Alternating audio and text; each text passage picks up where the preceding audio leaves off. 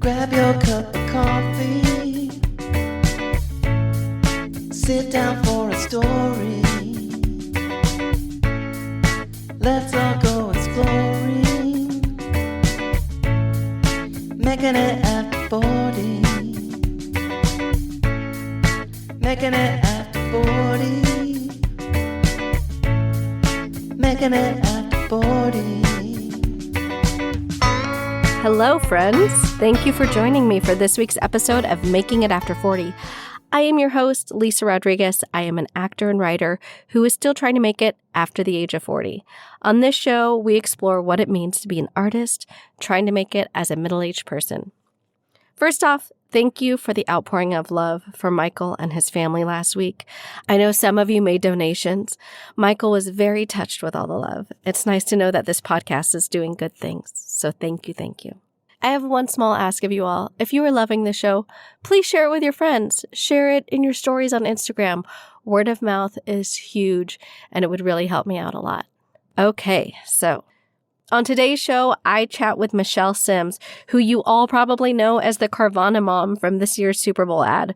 Michele is a wildly talented character actor who I first met at Second City Hollywood, which doesn't exist anymore, but that's for another day. Michele shares with us her battle with depression and the challenges of moving to Los Angeles without a built-in network. She also shares with us how finding community through improv helped her get grounded, and then learning to accept yourself as who you are now to find the roles that best suit you. Michele is funny and sweet and just a damn delight. So sit back and enjoy the show. Yeah. Okay, so hi, Michele. It's been so long since I've spoken with you. I know. Yeah. This is very nice. It's good to see you. It's really good to see you too. And thank you so much for taking me up on my offer to be on the podcast. Like I told you in our emails, I really love your work. I think you're so incredibly talented. And yeah, and so I'm just so excited to have you on and get to chat with you. Thanks for having me. Yeah. I'm excited. Yeah. I'm a little nervous. Oh, no need to be nervous. It's just like a conversation, you know. Yeah. Yeah, so I don't know if you've had a chance to listen to any of the other episodes, but generally I like to start off and get a little bit of background about your journey. You know, I'll probably already say this in the intro, but Michele is an actress based in LA, and I met Michele through Second City. She was kind of in that network.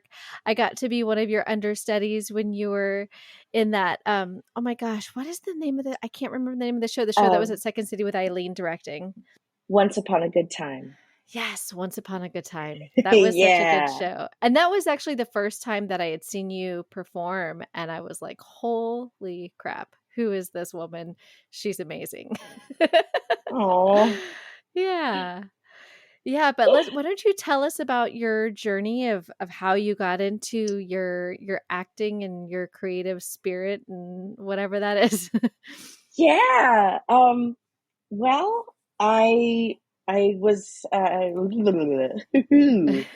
grew up in Sarasota, Florida, Okay. and which is like city of the arts.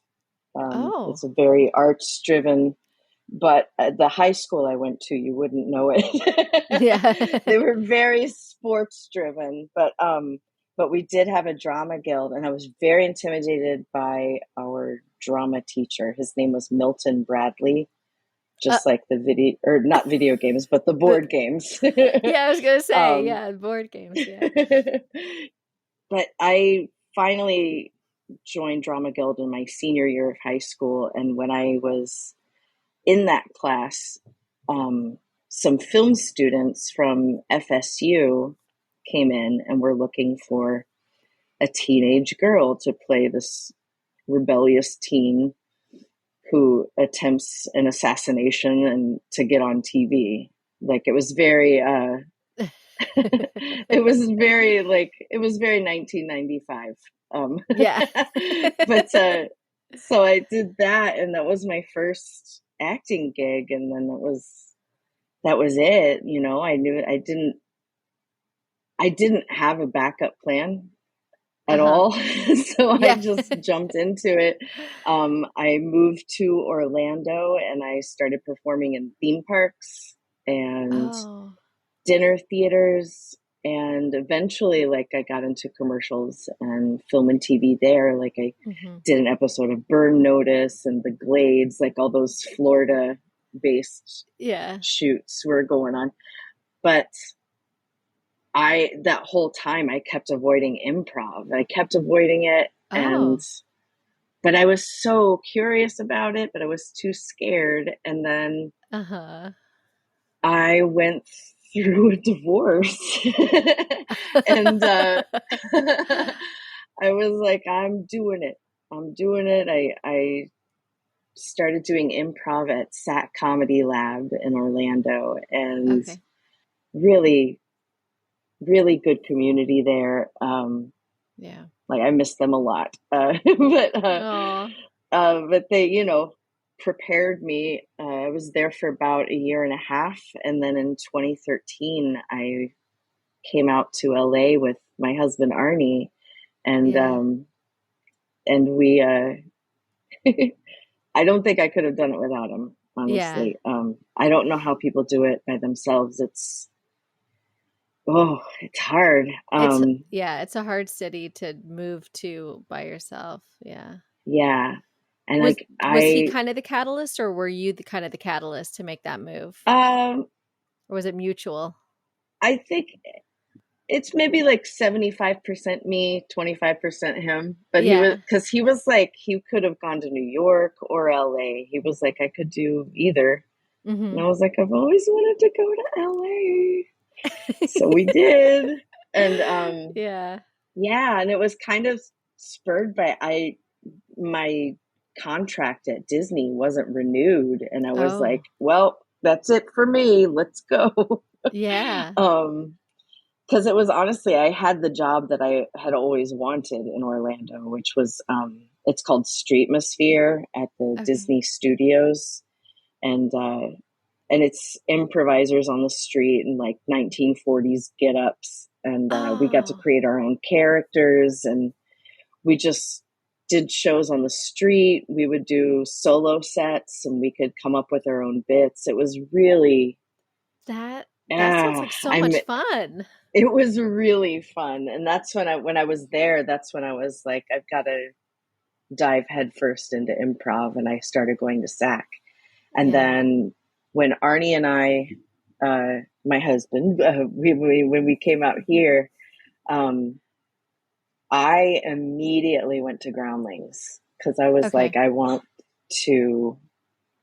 All the questions I had about improv were about character and like, how do you get there so quickly in those first few seconds? And I went to Groundlings and I had an amazing education to uh, a point. I had a Uh-huh. teacher that really basically the last note she gave me was, you need to stick to scripted material.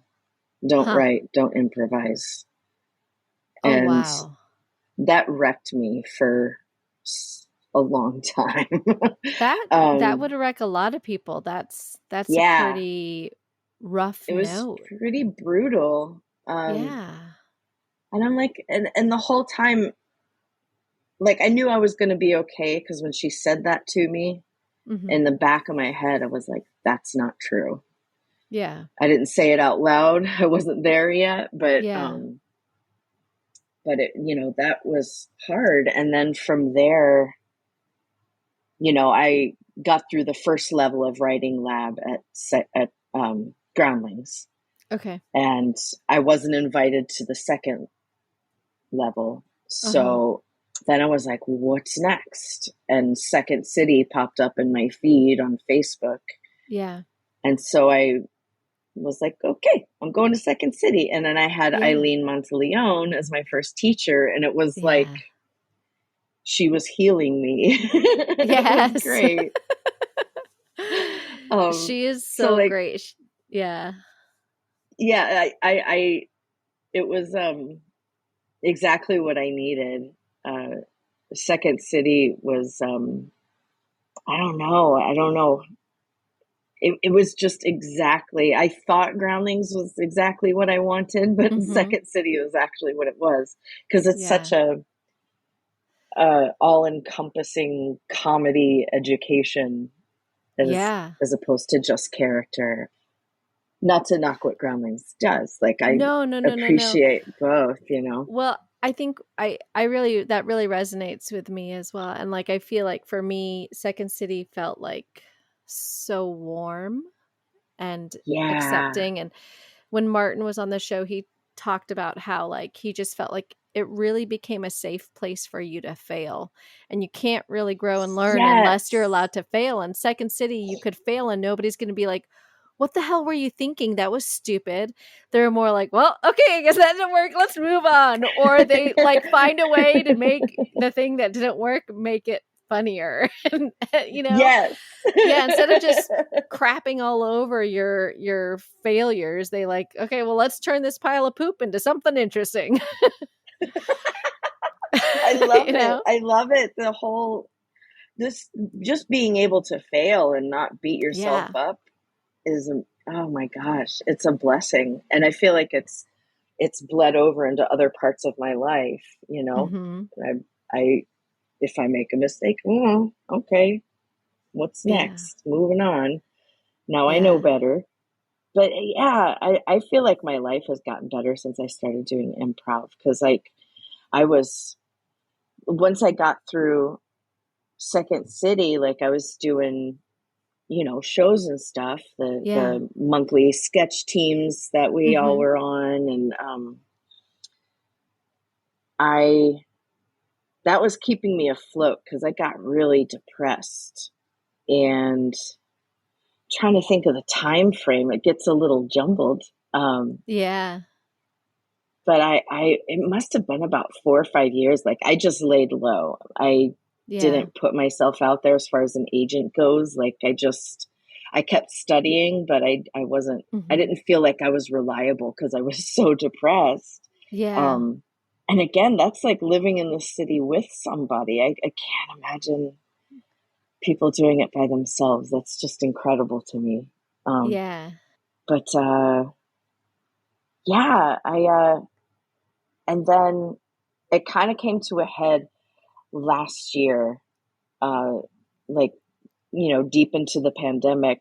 My husband got a gig, show directing for Universal Beijing, and he was going to be gone for 4 months. And I was like, Oh, oh my wow. God, what am I Yeah. going to do? Yeah. um, and so I decided to, like, I got back into therapy, and I made some goals for myself, because I was at a point Yeah. where I thought, like, I'm the heaviest I've ever been. I'm Mm-hmm. getting older. I'm not the Mm-hmm. ingenue anymore. Mm-mm. Um, and I felt like I didn't know how to get back on the horse, as Yeah. I was like, finding an agent is so daunting. But I set goals for myself. I said, in the time that he's gone, I'm going to get a commercial agent. Yeah. As soon as I put my headshot up on, I think it was Actors Access, and you can set it to like searching for representation. Yeah. Like 2 days later, I got a contact from an agency, and they wanted me to audition for them. And it was a great audition process. Like, it was very detailed. Um, Oh, good. so I could see, like, they presented a challenge. So I know they're like selecting people Yeah. on a They're not with just taking on on a anybody. on a Yeah. high bar. Yeah. Yeah. So I was like, okay, I like them. Yeah. And they ended up signing me, and they signed me across the board, and I was just looking for commercial, and That's then fantastic though. Carvana happened not too long after. Yeah, yeah. So Yeah. so you the listeners may recognize Michelle as the Carvana mom. You had your big Super Bowl ad, which it is such a funny commercial. It is so hilarious, and I think you just like you killed it. And uh, was something that I really love about what you're doing, and I'm sure this is like a result of the therapy and the work that you've decided to do, is, you know, you've fully embraced who you are now, right? Yeah. You know, Oh, like yeah. embracing that, like, okay, I'm that mom.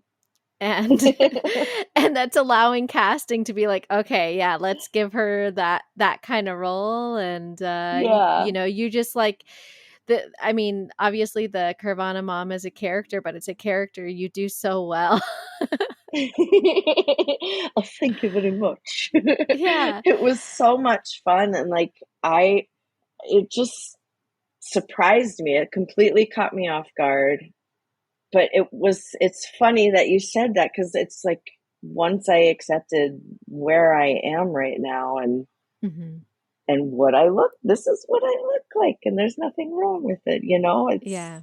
you need all kinds to tell stories. And if you watched all ingenues, it would get kind of boring, wouldn't Yeah. Yeah, it would. It would.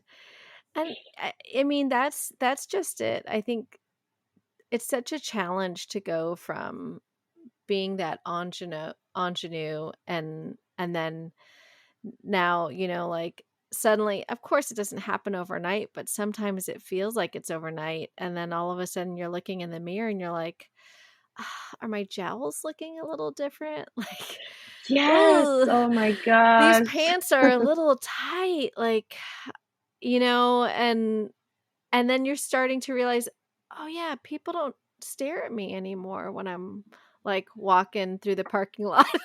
You know? Hmm. Like, I don't get whistled at or hit on as yeah. frequently, Yeah. like, And which I kind of it's, don't want that. So what's my no, I don't problem? want that, but does that mean you know, like I'm not attractive to most people anymore? And it's like hard to not let it affect your ego.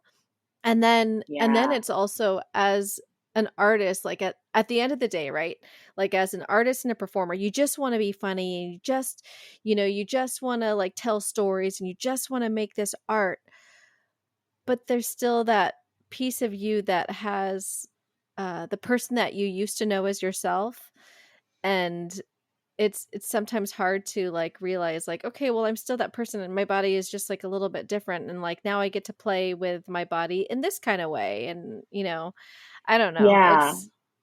it can be a little bit of a challenge. Yeah. It's like, just, the challenge of getting dressed in the morning is hard enough. So when we Yeah. sit back and look at like what people can I play, and I mean, I've gotten some breakdowns for, one was like a butch security guard. I was Uh-huh. like, okay, this is not what I would have gotten 8 years ago. Okay. Um, Yeah. yes, things like that. And like, just how people see you is, I don't know. Then I think like, okay, well, how people see you, it has nothing to do with you, right? Like, it's Mhm. none of my business. But you kind of have to have that awareness. Yeah. Um, Do you is it okay if we talk on like the challenges, like after the Carvana ad came out, you started your own little series based on the mean comments that people. So yeah, this Carvana yeah, ad came out, and so that was kind of like another thing you had to navigate with aging and your body changing, and now you're this different type of person, right? And yeah, and because the character, I think people reacted this way because the character stood out so much, and maybe it triggered them, like their mom, like their mean mom or something, or their annoying neighbor. I don't know. People are projecting their own issues onto this character that you created for this commercial to sell used cars. And they would like yes, post on the YouTube of the ad like really mean, nasty things to you. But what I loved is you turned that into your own piece of art, and you kind of like I don't know if I would say it was a clap back, but like you kind of took their words and turned it into something. I would love to hear like how you kind of found the way to not like let that beat you up and make it into something funny. Well, I think the thing that kept me from like spiraling when I read these awful things was just there's that book, The Four Agreements by Don Miguel Ruiz. Yeah. I love it. I love Yeah, it. And that's just take nothing personally. One of the four agreements in the book. I've just practiced that for a long time. And I think that enabled me to be like, oh, whatever. That's one great. person. Yeah. Whatever. So they want to stab me in the throat. Whatever. But then I started thinking about like Jimmy Kimmel Mean Tweets, those segments that he has. And I've always thought those were hysterical because it really takes the sting out of it and really puts it on a pedestal. You see how silly it is. But and I just thought about like all the things I've worked on in therapy, and I'm like, what would my therapist say to these people?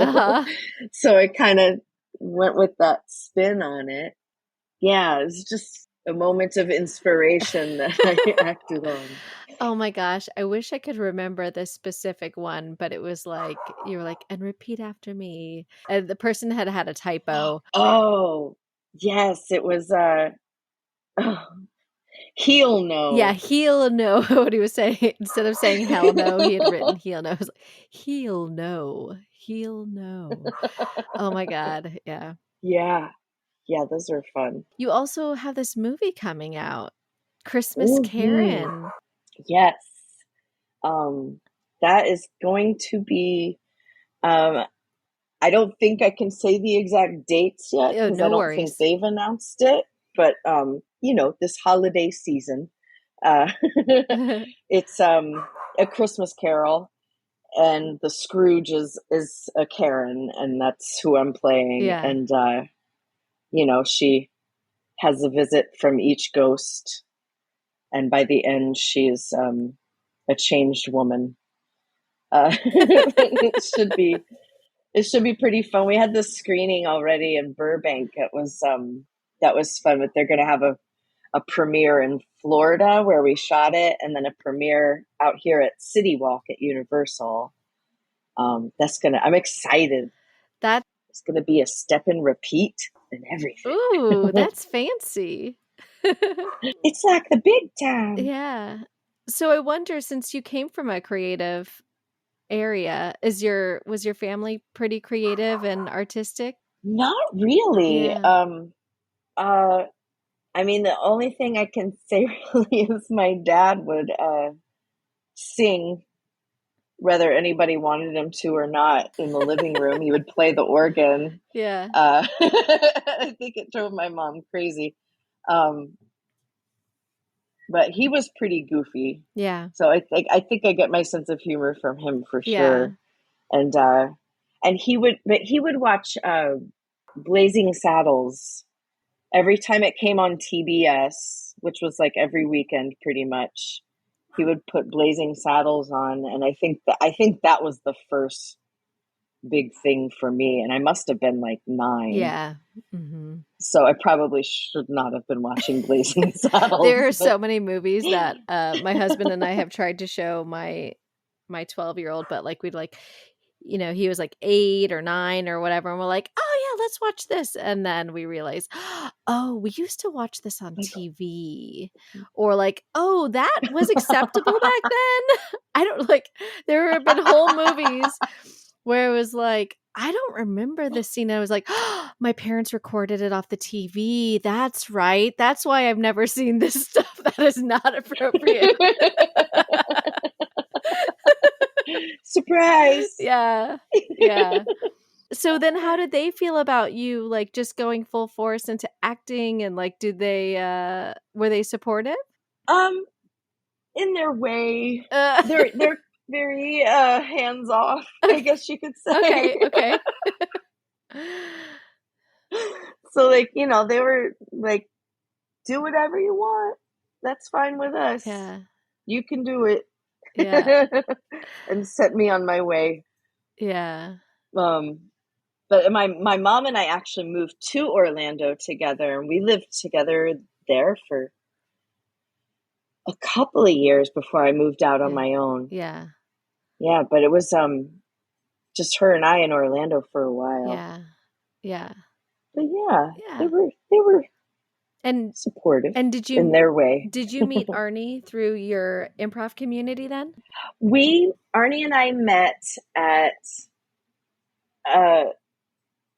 the first time we spoke was at a mutual friend's memorial of all Oh my things. goodness. Yeah.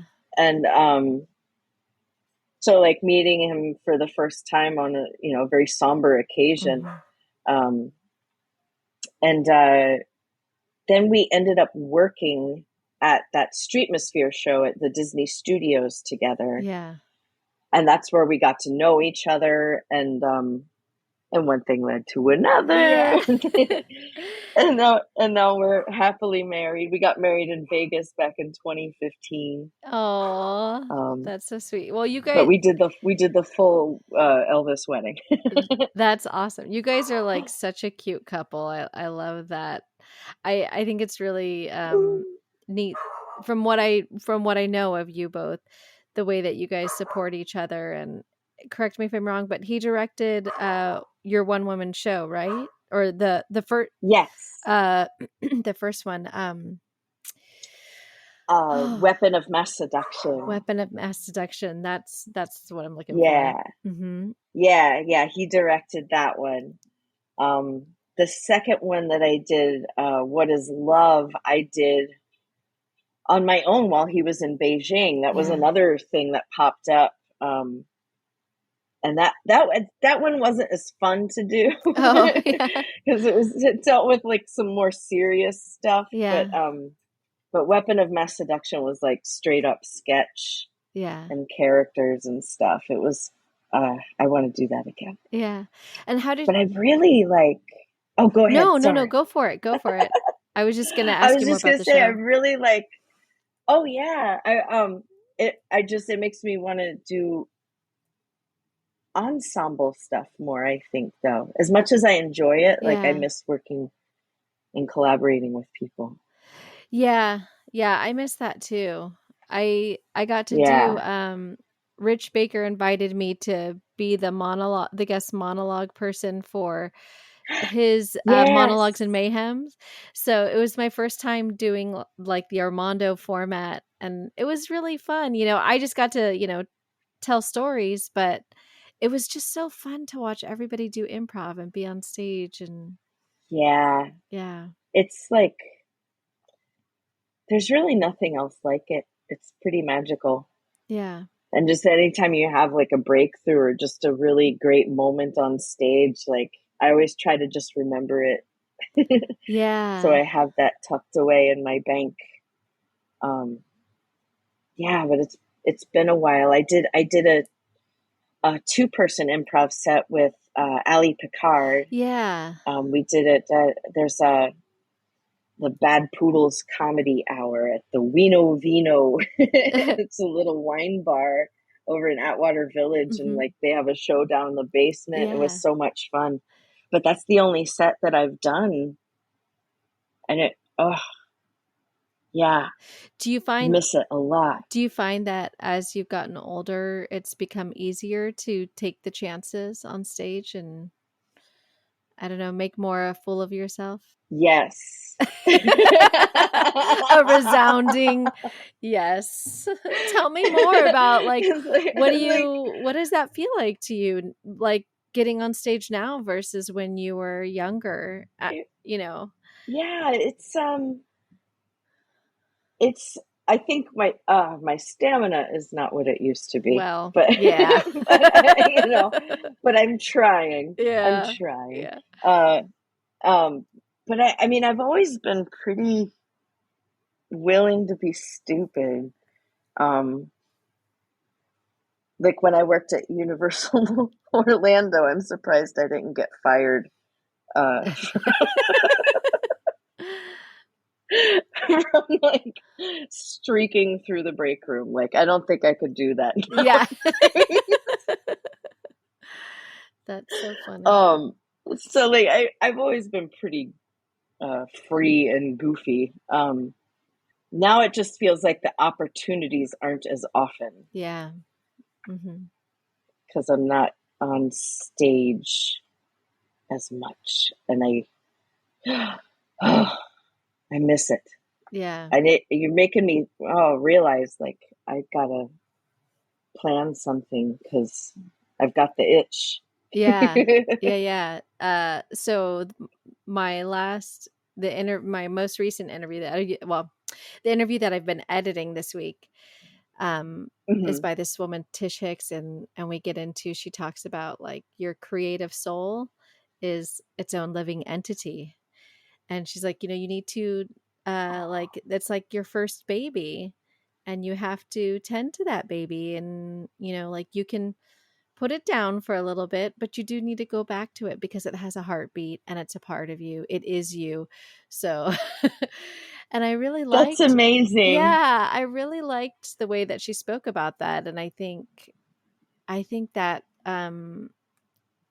it just sounds like in what you're talking about, it sounds like your creative baby is maybe calling to you. It needs more than just the Yeah, occasional audition. I've found that to be true. My creative soul needs more than just the occasional audition. yeah. It's like I try to enjoy the auditions, but it sometimes they can be daunting with, checking all the boxes, making sure you did everything right, and the lighting and the tech and all that stuff. You read So, the directions 3 times and wait, which way do they want me yeah. to slate? Is this a full body, or am I showing my hands in this one? Is there a prompt? Yeah, there's each slate is so It's different. it's So yeah, like I try to make it as fun as possible, but it's not the same as, creating. I feel like we have to create. And something I feel like you hear that a lot as an actor, like yeah, you have to create your own work. But I feel like you want to do it the right way. Like yeah. I've found the more I've learned about writing, the more it's helped me be a better actor. Hmm. And breaking down a script, knowing what's going on in the writer's head, where, what his intentions or her intentions are. Yeah. And I, I don't know what my point is here. I'm just saying, No, that's like, I, I love the idea of creating your own content, but you want to make yourself look good, oh yeah. And I feel like, oh, again, like Second City, like everything that we learned there has been reiterated to me by my husband as well. So it's like very Uh-huh. ingrained in my head because I have to hear things multiple times before it sinks in. Yeah. But he helped instill, like reinstill, is that the Uh-huh. word I'm looking for? Sure. Uh, the Second City education, like in all the sketch formats and Yeah. screenwriting. I feel like I just learned so much about screenwriting from my husband, and he's got all the books, so I Yeah. can always reference them if I want to. Hmm. But just learning about writing I feel like, is very beneficial for an actor. Yeah, and I think, I mean, they kind of say now, like nowadays, it's not enough to just be an actor. You also have to be a writer, which again was why I'm so thankful that I went to Second City, because they taught us how to write sketch, and that can translate Yeah. to TV and to film. And of course, like there's formats, and there's like it's not sketch, or like sketch is not TV pilots, but just the activity of like generating the jokes and like I think it's made my dialogue better, because I can hear the voices in Yes. my head, um, or generating scenes out of nowhere, even like, because you don't want to like start off the scene. Hi, how are you today? Welcome to my home. Right. You're a little bit better able to like jump into the middle of something, or like even if you do Yes, start that's off exactly there. what I was gonna Yeah. say. Yeah, like start in the middle. Don't start in the beginning Yeah. and ease into it. Just jump in. Yeah. Um, all that stuff informs it. Hmm. How did you come Yeah. up with the idea for weapon of mass seduction? Because that's another. Well, let me go back a minute. I do think that your strength is characters. So like I don't know if that's from your groundlings training or if it's just like natural and maybe you just have it naturally and they brought it out of you. But you have so much strength in characters. There's this one role that you had in Once Upon a Time or Once Upon a Good Time. Um where you were like an advertising executive or something like that. You had this blonde wig. Yes. Yes. And it was like you had been doing all these other things and then you put her on and I was like, holy crap, where she's a different person. And I think I told you this after the show and I stand by my comment. It's like your type of acting is like a Meryl Streep where you don't just you're not Michelle with a little bit of a change. Like you take on a whole different person. I feel like I was so impressed with the way that you take on the character, you embody the character. It's like you get into their skin. It seems like, at least from Oh, my perspective. thanks. Yeah, and so I'm curious, how did you come up with this weapons of mass seduction? Because that's another like really hilarious, not good looking character and you just go for it and she is sexy but she's not traditionally sexy. Yes, the character on the poster for Weapon of Mass Seduction, that's Betsy Wetness. Yes, Betsy And Witness. she considers herself a seductress, and that's a character. It's kind of evolved from a character I did before in a theme park. Oh, okay. Oh. So then I made an adult version of this character. So I started expanding on it, and I had that character. I had my chicken character. Oh yeah. And then there are like a bunch of little monologues and like a lip sync number that I did. And it was a combination of wanting to do something with all of these different ideas and just wanting to get on stage without having to try to get a cast together because it's so difficult. Yeah. And I was like, well, I can just put on a solo show, and I kind of just did it.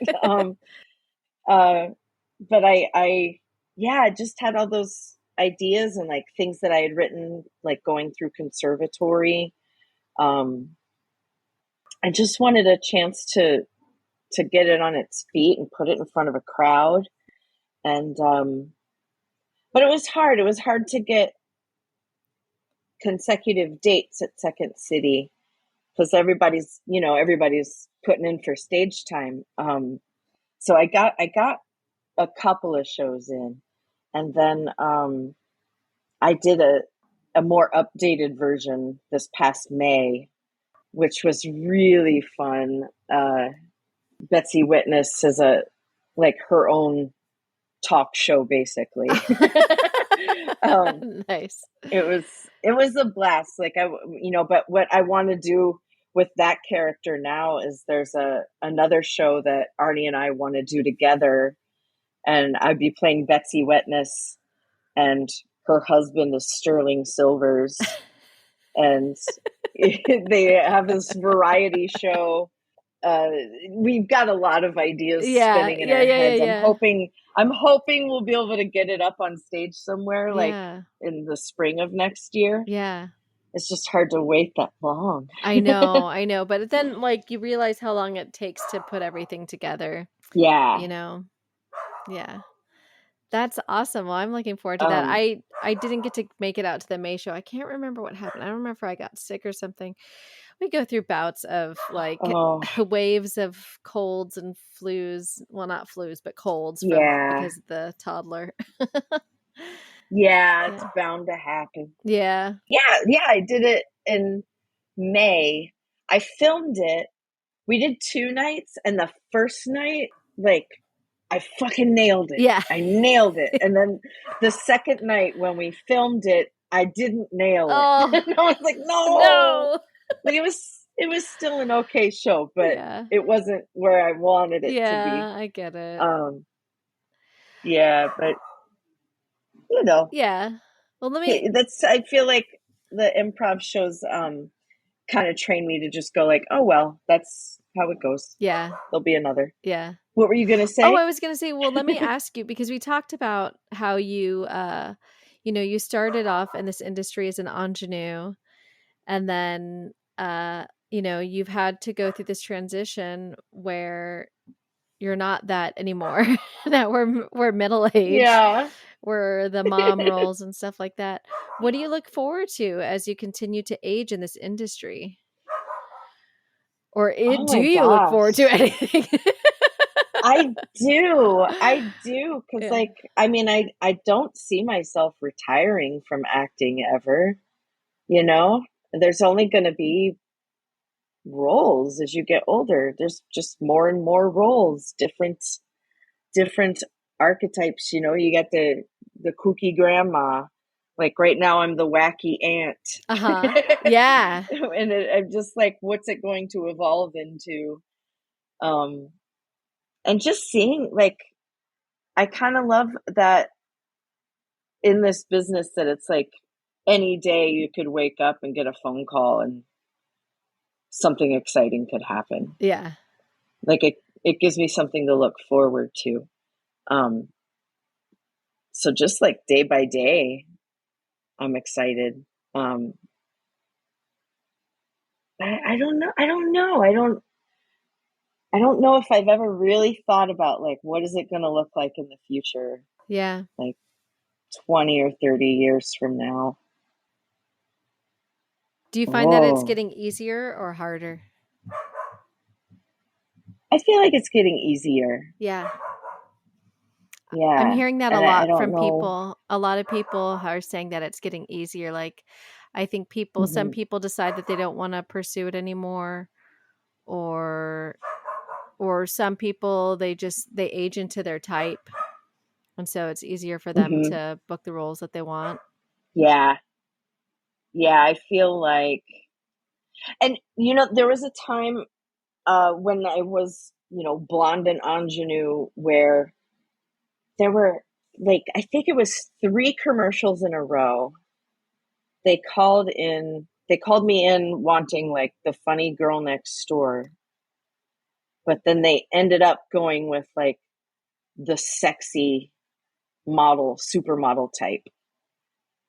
And that was a brief time where I thought about quitting because I felt so discouraged by that. Yeah. Um, but yeah, that must have been about like 2005, 2006, I think, when that happened. Yeah.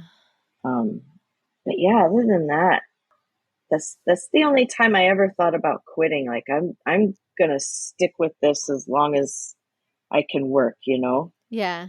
Yeah. Well, and you've got um you guys have your own creative family, you've got you and Arnie are like artists to your Yeah. core. You're not gonna walk away from that. No. No. No, you guys are gonna keep creating and making funny stuff and making people laugh and making weird stuff, and like so my husband is a structural engineer, Mhm. but he's totally creative at heart, and I tell him that. He's like, I don't know what you're talking about. I'm like, I tell you, like, hey, can you give me something that sounds like bossa nova for this like stupid video I made? And he's like, just sits down and he plucks some things out. He's like, how about that? Cool. Can you give me something that sounds like a Jack Johnson song? And then he just like picks it out of the air. And so like in that way, Wow. I get a little bit of a creative partner in terms of like he gets excited whenever I release a new video, because I'm like, hey, I've got a tips with Teresa. I need you to make me some music. And he's like, okay, what are we talking about? Give me the video. What give me some references. And then he writes. I love that. Yeah. Yeah. It's nice when you have someone that you get to play with. It just makes life better. Yeah. yeah, I don't know, like we this is slightly off subject, like That's okay. just thinking about living with someone that's creative. Uh-huh. Um, I took Arnie to a Dave Matthews concert the other night, Uh-huh. and that is not his bag at all. Yeah. But his rant about the whole concert afterwards was priceless. Like it was so funny. I would reenact it, but I wouldn't do it justice. Yeah. But it just the thought of living with somebody that has that creative streak and just creates this entertaining moment Yeah. that you remember. It's special. Yeah, because they like somebody who knows how to express themselves in a creative way, that is really special, right? Yeah, Yeah. yeah. Yeah. Especially like comedically, like Uh-huh. anybody that can make you laugh. I love. That's just great. Yeah. I I love that about comedy, and Yeah. it's weird. Like you go into a theater and you get on that stage and you're purposely trying to elicit a particular response Uh-huh. from this group of people. I just think it's kind of odd if I start to think about it too much.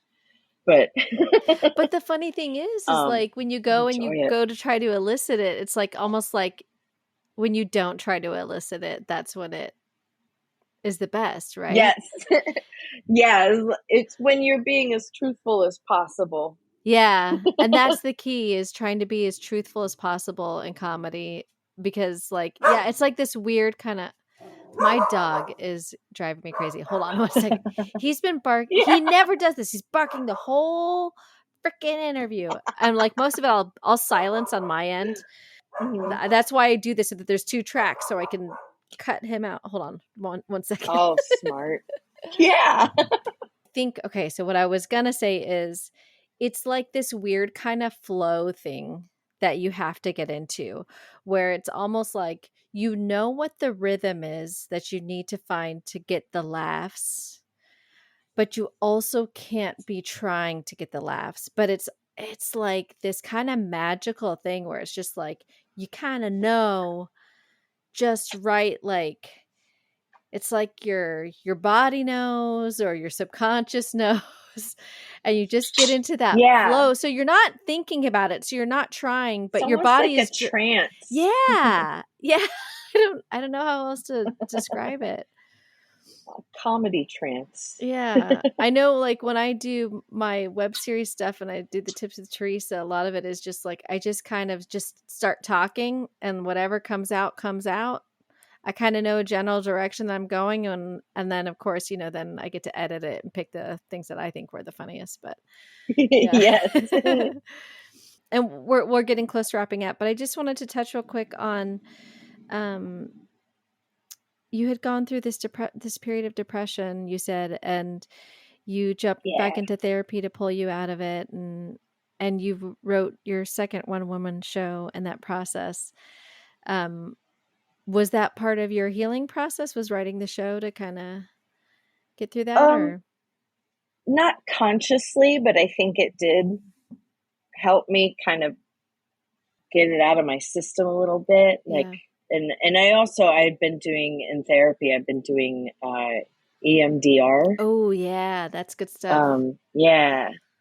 And it really kind of took the charge out of those emotional memories. And I was like, I want to try to write sketches around these Yeah. memories. And you know, even though there was some like, some heavier shit in there, Yeah. but Mm-hmm. trying to think of it in the format of a sketch, I thought was cathartic. Yeah. But there's also like that line, like I don't want to be an actor working through therapy on stage at the Yeah. same time. Where I'm like, what's that balance where like I Yeah. can share this story without, making myself go through it again. Yeah. It wasn't intentional. It just, I got inspired because that's everything I had been working through. And Mm-hmm. it just, I don't know, it hit me, Yeah. came out that way. Yeah. That's cool.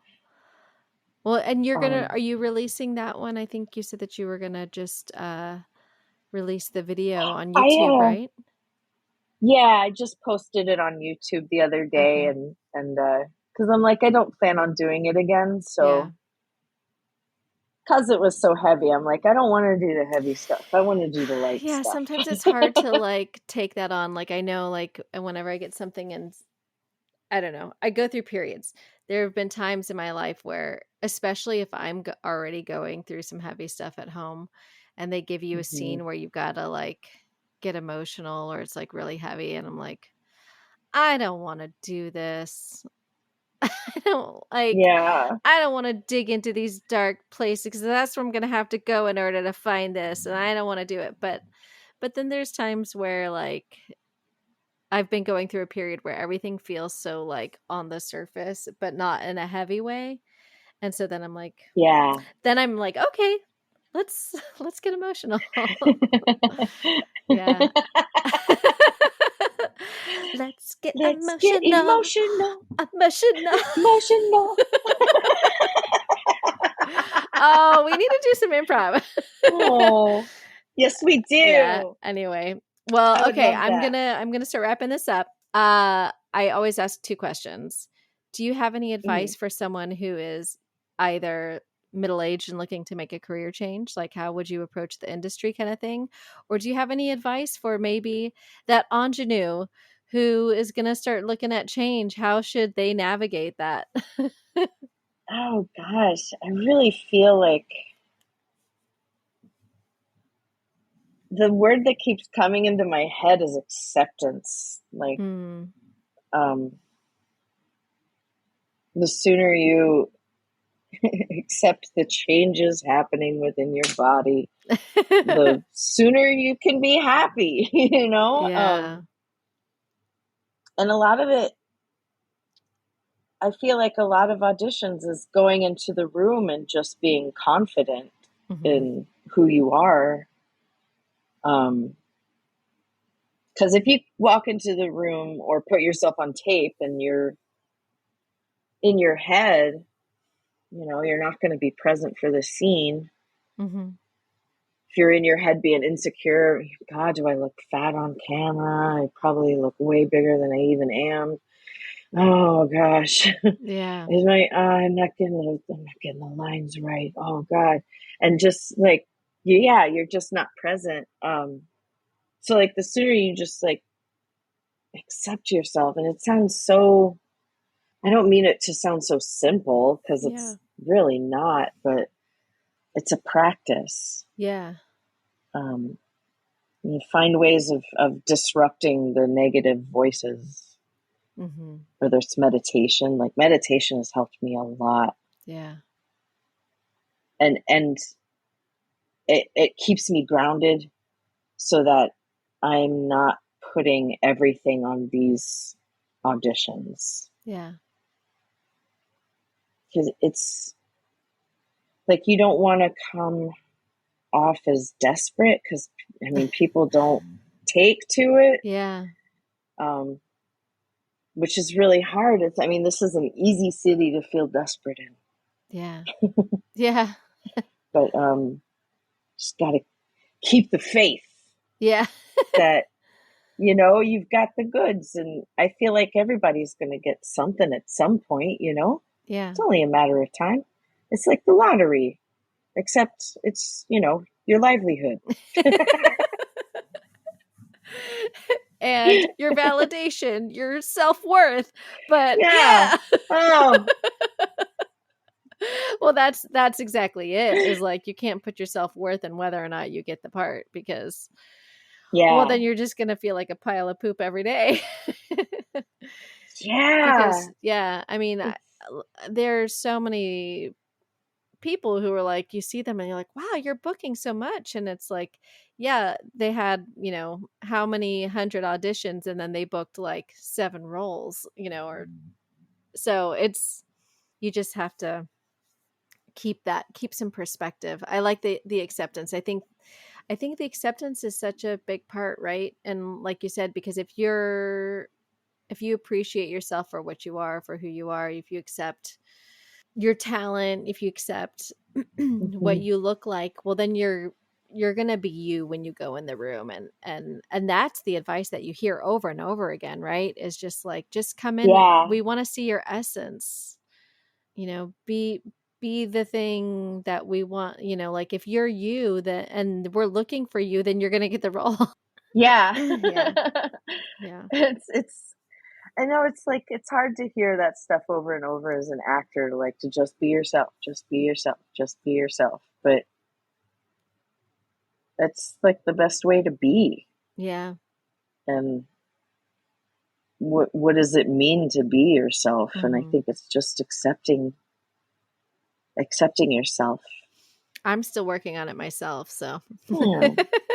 It's hard, I mean, like in the room, because it's hard not to, like, when you get on tape, sometimes it's hard not to start to like get a little in your head or, keep that groundedness. I think it's a real challenge. And I think I'm much better with my tapes now, but I know that I have work to do. Yeah, same. Yeah. But you never stop learning. No. Never stop growing. Yeah. So my other question is, what does making it mean to you? Maybe now versus when you first started out, but just in general, like what does, you can answer that question however suits you, but what does making it, or what does success look like to you? I think the way it used to look to me was like starring roles and the usual. Yeah. But now I feel like I find success in collaboration. Oh, yeah. And working with people and knowing that they trust me. Like, that makes me feel successful. Yeah, just people respecting what you bring to the table. Yeah. And asking you for your opinion. Like, I remember, like on the Carvana shoot, they were coming to me and having me improvise things, and I was like, this is crazy. That's so cool. Like, they trusted me to improvise, and then we would collaborate on what they wanted the next take to be. And it was it's just, I don't know, that feeling that's successful to me. Yeah. That's really beautiful. Thank you so much. I'm so glad that you accepted my offer to come on my show. Thank you for having me. I'm so glad I got the chance. This is so cool. Yeah, to really have a good conversation with you. It's kind of hard to have a conversation at Board Nurse sometimes. So yes, yeah, and then as fun as it is, yeah, it's so funny because there's always this kind of like, I don't know what I would call it, but there's like these friendships that I'm sure I'm not the only one who feels like they have these friendships, but you have these friendships with people where it's like, oh, in real life we've spent like, half an hour, 20 minutes here and there, like a few like party conversations, but then like we follow each other on social media, and then I feel like, oh, well, like we're friends. I know her, Yes. Because like I know so much. Agree. So like it's nice to actually like, we've been conversing through posts and stories and and whatnot. But now I finally get to have like a face-to-face, well, a virtual face-to-face conversation with you, and it's been lovely. It's been very lovely. Yeah. Thank you. Thank you so much for sharing. All right. Talk to you soon. Thank you for having me. Thank you all for listening to this week's episode. You can follow Michele on Instagram at Michele Simms. That's CHELESIMMS. Since we originally recorded the show, Michele got some updates on the release date for A Christmas Karen, which will be released on December 13th, and you can pre-order starting October 21st. And if you want to check out her one-woman show, I've put a link in the show notes to where the show lives on YouTube, and you can watch it there. Please, if you're enjoying the show, don't forget to rate, review, and subscribe wherever you listen, and share it with your friends. Word of mouth. Oh, I can't tell you how important word of mouth is. Be sure to follow the show on Instagram at makingitafter40, the number 40, and to catch up on what I'm doing when I'm not podcasting, check out my Instagram at Lisa Rodriguez. Thank you all for listening, and have an excellent week.